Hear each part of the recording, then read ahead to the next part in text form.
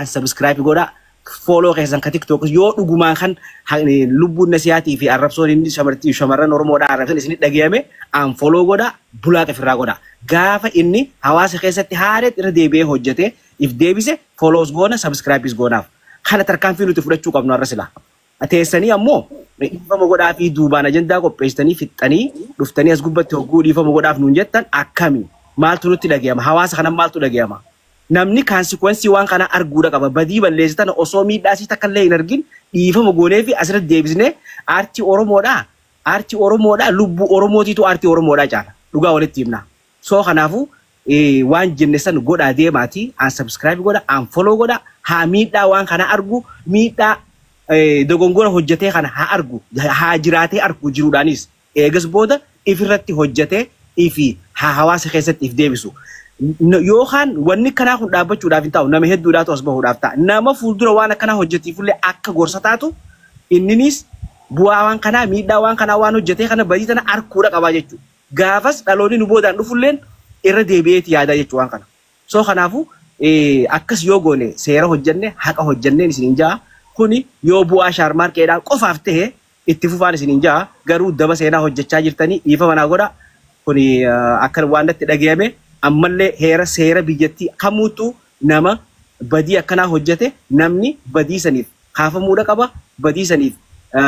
itti dhagayamu waan itti dhagayamus fuulduraafis qabaachuudha qaba yoo akkas ta'e malee namni hin gorfamu dhaloonni illee fakkeenya godhatee waan akkanaatirraa if hin eeggatu an kanumaan isin dhaama galatooma. Galatoomii afandi wanti ati dubbatte gartee yaaduma keeti jetiin fudhate waan seerarra takkacarraa diinaa yaada keessanachuu siifin kana yoo taas yaada keessanachuu guutuu qabda. Afandiin osoo hin deemneen gaafii gaafadha. Afandi Ibraahim heeraa fi seerri kun heeraa fi seera Oromoo kam keessa jira bakka tam keessa jira akkamitti kana heeraa fi seera godhuu dandeessame. Fayyaadee haqni kun nama hunda bira jira. Seera jechuun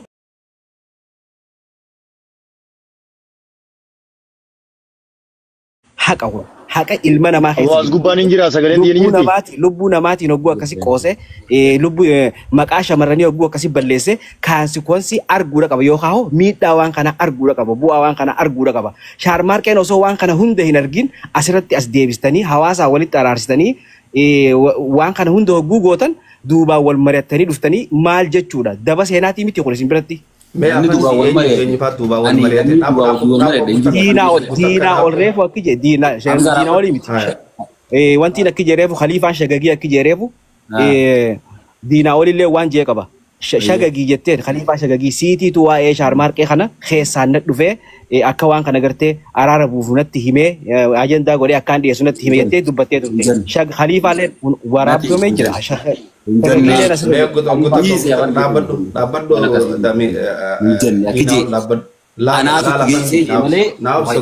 Ni un dubbisne waan isaan lachuu siitu na fide jenneen diinaa siitu na fide jenneen mari'achuuf wal fiduun tokko miti wajjin mari'atan jettaare hin finne mureen waan kallee hojii sirna geessu sagalee kanuma mariin ambaanu suma fiidaniu mariidha kudu wala faana ana bira jara kee laki afan dia kiyani dhagahama irratti akkuma dhiyaatu mariidha na biratti ini dhagahama aya guutaa kana chinna guddisi dubbadheetiin bahanii diinaa ol kiyya dubbadha ustaad laali obboleessi kiyya afan diin yaada keeti moo heeraa fi seera jennaan heeraa fi seeraa je heeraa fi seera kami jennaan heeraa fi seera uumamaati je nutis uumama ilma namaati uumama jechuun humaanitii ilma namaa addunyaarra jiru kana hunda sii galee marke video deebi ol seeneeti laal namni ol seeneeti jara keenya yaabomee hamzaan namarraa dubbatallee naan hin je'ina ani nama tokko bakka bu'ee dubbachuutti hin jiru garuu ammoo xiqqisho akka waan dabaa tokkoon nan mul'atan haqa jiruun isinitti hima mucaan waan isin jettan hunda niin godhaa jechaa jira wayin an je'e jara keenya diinaa ol naa je'e waan isin akka waggaa assalaamu alaikum juutan irraa eegaleetan ana ammallee irra deebi'ee namni hundi itti himatee an wayin isinitti hima jara keenya laale badii balleessees fudhatee waan isin jettanis gandarra deemeetiin dhiifamaas gaafadha je'ee ammas tokko tokkotti namuu hagubatee jira ka yaada adda himatu jira kee wallahi haqa yoo walitti himne arra addunyaadhaa boru fuula rabbii dhaabbanna namuu gubateetiti waan takka jechuufadha sigalee wanni ja'amaa hin dhumu shamiza sii haadheetiin ganda isaanii dhaqee waan manni jeejessu jira ifiif afaan kaayeen jeeyin akka aadaa teessanii mana isaanii dhaqee ganda qabalee seelan irra deemee isaan dhiifama gaafadhee abbaan isaa abbaa kiyyaa kun hundinuu afaan kiyyaan baane afaan saatii bee jiran yoo ammoo kanaas hin feenu heeraa fi seera tokkotti hin bullu jettan ani wanni hin dhufeefis bakka sharmaarkee bu'ee dhiifama isin gaafachuuf osoo hin ta'in sharmaarkeen isin dura jira waa hunda isiniin je'ee jira sigalee lamada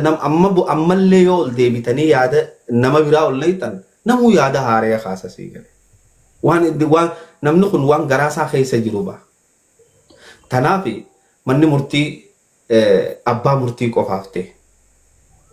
sigalee silaa nama hundaa waa murteessa jaani garii bakkanaa ta'u garii bakkanaa ta'u an dubbii fitee barreef wanni kun paarlaamaa biyya keessa taa'amu jiru hin taane gaggabaabsinee irraa buuna jee bar namuu qawlsee yaaduma kanatti jira waan ta'eef malee arreefuun gabaabse ama shaarmaarkeen ganama raafee akkas godhuu qaba jennee adda gabaabsannee jirra hagara biraatiin akkana waan fooloo godhaa fi maal godhaa shaarmaarkeen hojii arra itti kanname kana wanni kun waan itti kanname waan afaan isaatii baase waan kana boru dhaqee fudhatee hojiirra oolchee as deebi'a namni aan fooloo isa godhuu fi maal isa godhu jiru hawaasa keenya guutuu nu kana guutuu dhiifama gaafatee fayyaa hawaasaatti as deebi'e badii isaa argee fudhatee dirqama isarra jiru kun waan irra diddibaa fi as qaqqabaachi qabnuu miti shaarmaarkeen khalaas bar kan hamzaa khiyya laal dhagay waan jiruus fudhatee amma akka hamzattiin dubbatu jira akka nama tokkootti namuu aaraa fi waan isa gubee jira yoo namni hundi aaraa fi waan isa gubee asirra baanee dubbanna jenne wallahi nama humni sadeen kun jecha adda jaa jecha tokko hin jiru jecha tokko irratti namni waliin galu ilmi namaa kun tanaaf dubbannee haasoyne obboleeyyanis ol bahanii itti dubbatanii ammallee yoo nama kuma sadeeniin takka takkaan ol naqeettellee yaada haaree adda argatta wanni ja'ame sanuma jara keenya hadaraa rabbii haasawa keessatti illee daangaa walitti tarkaanfachuun gaarii miti namni hoggaa fitti si kanne aboo namummaan nutti haa dhagayamtu namni hoggaa fitti si kanne fissi kanne khalaas waan silaa isin gootan sanis bakka bu'eetiin godhaa jechuu jira sii galee aboo nuti kaayyoon kiyya ustaas Hamzaa kiyya dubbii miyyoo tanaa dura dhaabbatu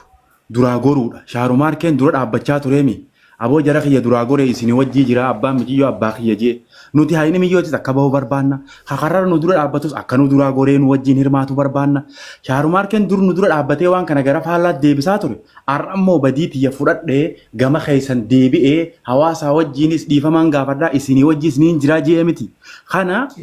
asumatti itti fufna ammas nuti abbuma fedhe haa ta'u Khadiir Jawhar haa ta'u beellama keenya kabaatiin nuu kanne san eeggannee wanti kun furmaata argachuu baate karaan keenya haruma kana hayni hawaasaa guututti kanumarra dhaabbataa jechuu kiyya dhugaan hawaasni guutuun barbaadu. Shaarumaarkeen har'aan kana achi deemee waan kana dhiifama gaafachee as deebuu baate boru ganama waan isa godhamuu qabu hunda irra goona. Shaarumaarkee lafatti asitti miidiyaa irratti waan isarra godhamuu qabu hunda irra goona. Namuma nu dura dhaabbatu hundatti goona hin dhiifnu. Kanaaf waan gara hawaasaa kana hundarraan gara mixiyyoo haa deebinu dillee as diru kun ammumarraa justice for nasiyaa ziyajaa eegala waan biraa tokko waan dheereessitanii qabu gootan hin qabu shaarumaarkee boru ganama waan nuti barbaannu guutuu gaffitee dhufuu danda'u qabu salaamu alaikum way thank you khalas hanganuma Dr. Nuruddin qiyyatti itti fuftaa ani fixadheetiin jira waanuma ati jettee irratti wannummaan sharmaarkee finnee fi isarraa dhageenye balleesseetiin jira that is wrong yoo je wannummaan asirraa dhufee sanumaa fi miti tabiraa tarkaanfachifee dheereessuu fi miti bar dhufee wannin godhe sirriidhaa miti balleesseetiin jira jeen deen we move on malee kanuma nyaachaa ooluun faayidaa hin qabu jechumaaf. Thank you galatooma anan galmaan isiniin jara keenya fixadhee galatooma abbaa fedhe an gabaabsee isinitti akkuma arraa kanatti abbaa fedhe kadhimma mixiyyoo tanaa dura dhaabbatu yoo hiddaan buqqaafne finnee ifi wajjii hiriirsina nuti dhimma hawaasa guddaati waan ta'eef dhimma hawaasa guutuuti waan ta'eef tokko faallaa waan kanarraa gara biraa kan deemne dhufee waan kanarratti hirmaatee haqa hawaasaarra dhaabbatee hawaasni wal bira dhaabbatee mirga gaafachuu danda'u qaba nuti amma hawaasa irra yeroo baay'ee viidiyoo hajjirii irratti wanni an dhagahu namoota tokko irratti wanni an dhagahu magaalaa teenya jedhan kan nuti gaafachaa jiru lubbuu namaa ha isaan haasawan magaalaa teenya shoorar keessu deeman jedhan kantiibaa keenya gabbuusanii aboo kantiibaan keenya wajji qabna magaalaan teenya wajji qabna namni du'e san keenya wajji qabna ummata maal taatan ganda keessa teessanii achii dubbii faalammaa nutti as deebistan yoo xiqqoo isinirra sagaleen teenya wayyaa taate isin waan achi keessa jirtaniif tarii isin hidhuu danda'anfaa jenneeti nuti miidiyaa gubbaadha waan fagoo jiruuf jennee isinirraa dubbachaa turu sagalee teenya tana moor jala dhokattanii haga dandeessan sagalee ta'uu qabdan jenneetu yaadaa turre dur gabbaatanii laphee guutuun hawaasa dura dhaabbattanii loluu fi yaa'ii uumuu osoo hin taane dhimma lubbuu namaa fuutanii magaalaa deebisuu kantiibaa keenya gabbuustanii minaamin jechuu osoo hin taane kantiibaa wajji qabna Khadiir Jawaar wajji sirreeffanna wajjin biyya teenya bareechaa jira eenyu hundaaf bareechaa jira yoo jennees waa hundarratti waan keenya waa hundarra namni wajji dhaabbachuu danda'u qaba ammumarraa justice for Nasihaa siyaajaa eegala. Hamza idaannoodha namoonni har'a 3,000 wanna kana fiigan